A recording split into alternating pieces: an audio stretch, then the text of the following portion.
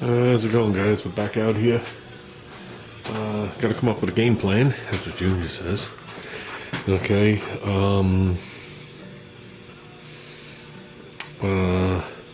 Can't finish working on the cowl. I need finer sandpaper, and I got to pop the fender, which we will do. Okay, but just not going to do it today. Okay. These bolts are going to be changed, without a doubt. I know this one.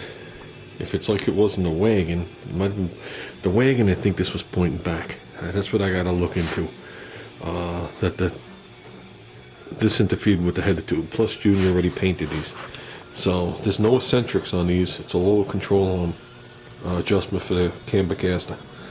So, simple way: just get your wrench. It's a 1/2-inch bolt. Now we're gonna take our tape measure. Let's see how long these things are.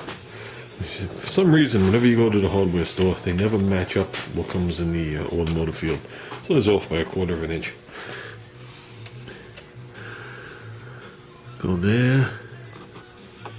And let's look at this bolt. If we went with a 3-inch bolt instead of a 3.5-inch bolt, it would be much better. It'd be just sticking out of the nut. Yeah. So that's about a 1/2 inch. So that's what we're going to do. Those are grade 8. I can see the markings on there.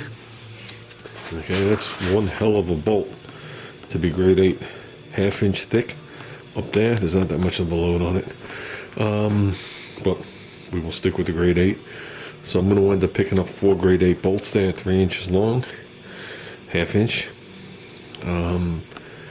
And we'll make sure those are free long before we paint, and we will make sure that these front nuts are off when we paint and stuff like that, and those will be off so paint can get behind them. Then we can put the new ones on after we paint. We will touch up what you see of these arms. That's it. You go in there, I do it with a tiny little brush, black, and it gives a nice visual. It doesn't have to be perfect, but I want to go in there now, and I want to peel all that tape off, find out what I'm doing with this column, and obviously we have to then get up into that white area right there and hit those 2 areas where the hinges are. So with that, guys, let's keep working. I want to get going on this. We are waiting on, I don't know if I mentioned any of my videos, we are waiting on the outer tie rod end for the Outlander. It might be here Wednesday. And we are waiting on an outer tie rod end for the Corolla, actually, too. So, and we just got to get a tranny cooler, and the mechanical's done on the Outlander. And I'm off the week after Memorial Day. I'd like to shoot that car one day in here, let it sit overnight, and call it done. Okay, guys, we could do this without complicating it too much. You take off the thing that looks like it's for the seat post of your bicycle. It was a wire retainer. Slide that down, you slide down the bushing, you slide down the spring, and actually if you pop this thing out of park, you could take that down. But forget about all that. If I go in the car right now and pop the steering wheel, I could slide this shaft out. Okay? At the same time, I can take those 4 screws off that are on the firewall. See the 4 screws? And with those 4 screws out, I could take that black thing and slide it back. With that, I could, first of all, sand all the white area. I could also Rolex that part of the steering column and paint it. Okay? Also leave the black thing out, leave the bolts out, leave that all out. Then when I go to do the engine component, I could just mask that off. And we could detail 2 different colors, whatever colors we decide. Or 1 color. Even if you do it 1 color, then you have that piece of tan in there. And you just clean this shit up real quick and paint it.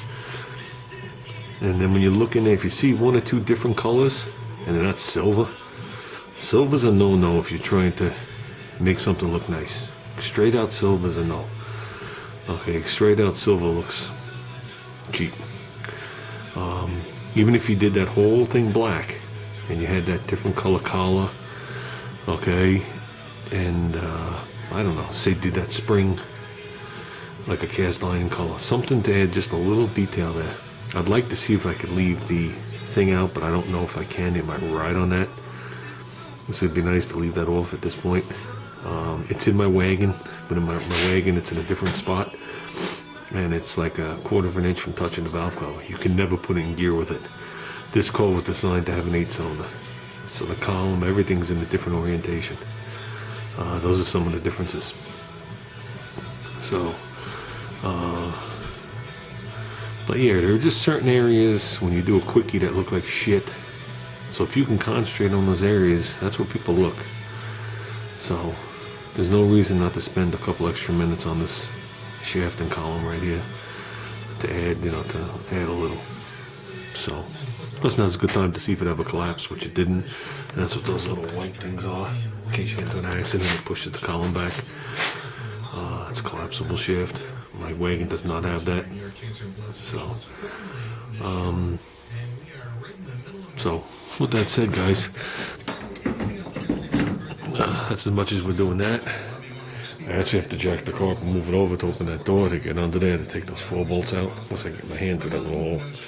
But with that, we'll just move on. Let's just keep working. So let's just keep working. Let's sand those 2 areas real quick. Okay, guys, I think this is where we're going to call it for tonight. Got up all around the hinges on both sides. Got the brunt of that done, as you can see. Those low areas that are still white, we're going to wind up going in there and doing those by hand, not getting all the paint off. That's something you go in there with like wax and grease remover, and then a cleaner. You just keep scrubbing it. Then probably get it with a Scotch-Brite pad or something to that effect. Hit it with 220, 320, something like that by hand. Anything more than that, just scratch the crap out of it. Got most of it. Those 2 bolts right there, still got to get there. Then I needed sandpaper and like a screwdriver. But we got it there. You could see there's some white down there that we feathered in, but we'll sand that more when we just move that steering shaft, move the bolts out of the steering shaft. Steering shaft can stay there. Just want to do something with that rubber piece. So we could definitely work right around it. We could even detail that steering shaft right in the car if we want to. Just sit there and sand it down. Doesn't matter. I don't want to make another major project. So, but we have to get that area where the fuse blocks comes through, all in there. Because I'm not sure what Junior primed, what he primed over. Etch is supposed to go over bare metal. It's not really supposed to go over paint. And I'm finding some areas where it's over paint. That's where I'm resanding. Well, most of this on the sides we did already, as you know, and on the firewall.